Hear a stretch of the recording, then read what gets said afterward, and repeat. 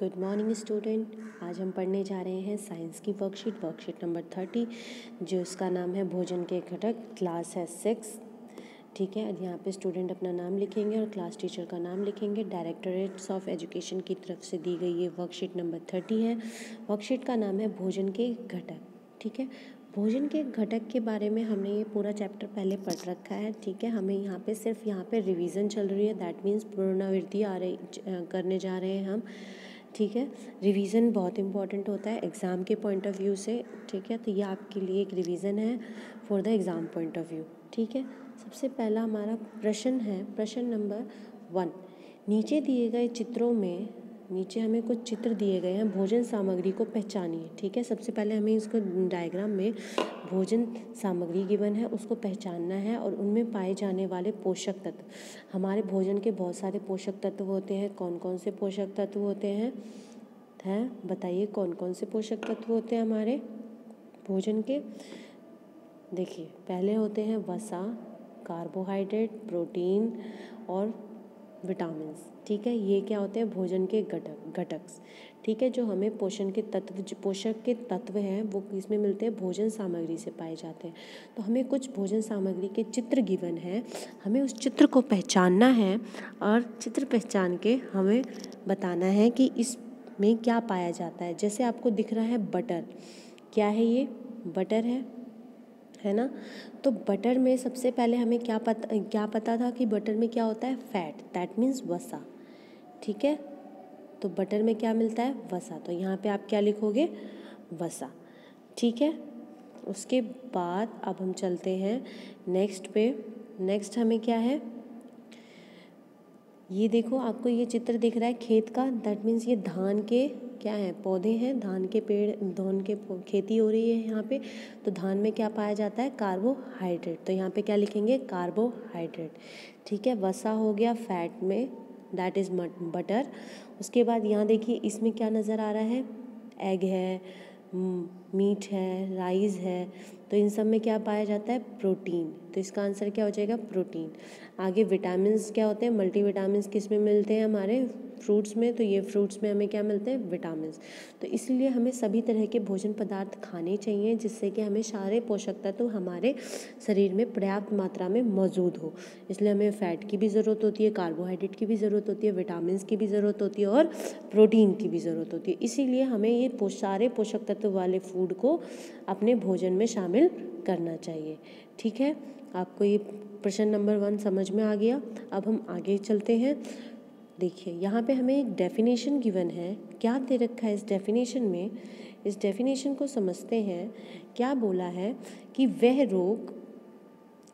रोग जो लंबी अवधि तक पोषक तत्वों के अभाव के कारण होते हैं, उन्हें अभावजन्य रोग कहते हैं।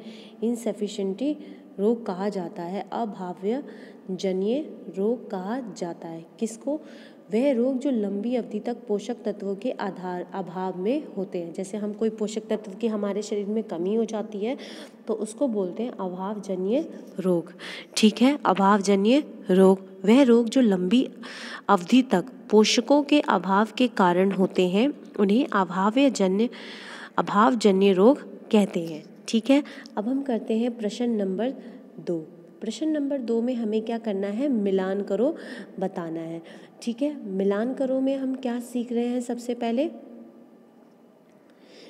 देखिए, मिलान करो में हमें क्या देखना है?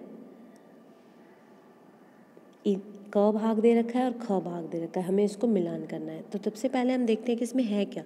अब आपको नज़र आ रहा है कि इस तरफ डेफिशिएंसी है, मतलब किसी चीज़ की कमी होने वाले रोग हैं इस साइड, और इस साइड जो है वो किस चीज़ की कमी से होने वाले रोग हैं वो दे रखा है।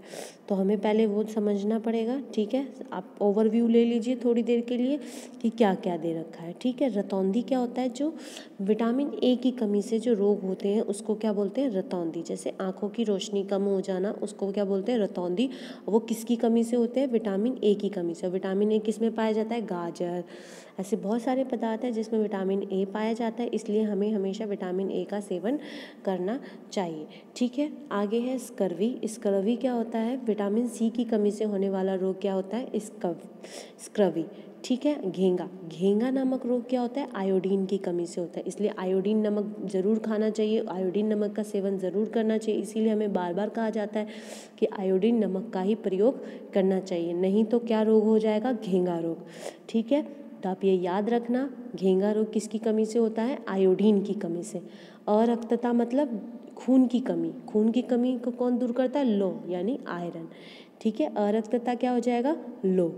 आगे है रिकेट्स, रिकेट्स किसकी कमी से होता है? विटामिन डी की कमी से। अब रिकेट्स क्या होता है? आपने देखा होगा बच्चे, कुछ बच्चे होते हैं जिनकी हड्डियां नज़र आती हैं, कंकाल नज़र आते हैं, बहुत पतले पतले होते हैं, उसमें क्या होता है? हड्डियों से रिलेटेड जो रोग हो जाता है वो विटामिन डी की कमी से होता है, उसे क्या बोलते हैं? रिकेट्स। आगे है berry berry, berry berry B से स्टार्ट होता है, तो आपको इससे याद हो जाएगा कि बेरी बेरी मतलब विटामिन B1 की कमी से होने वाले रोग को क्या बोलते हैं? Berry berry.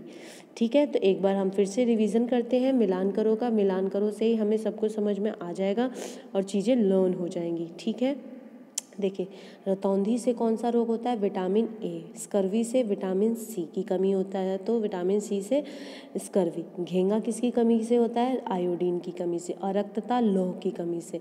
Rickets vitamin D की कमी से, और विटामिन B1 की कमी से बेरी बेरी नामक रोग होते हैं। ठीक है बच्चों, ये पूरी एक्सरसाइज जो थी, रिवीजन एक्सरसाइज, वो बहुत इंपॉर्टेंट है एग्ज़ाम के पॉइंट ऑफ व्यू से, और आप ये वर्कशीट अपने नोटबुक में ज़रूर करेंगे। Thank you.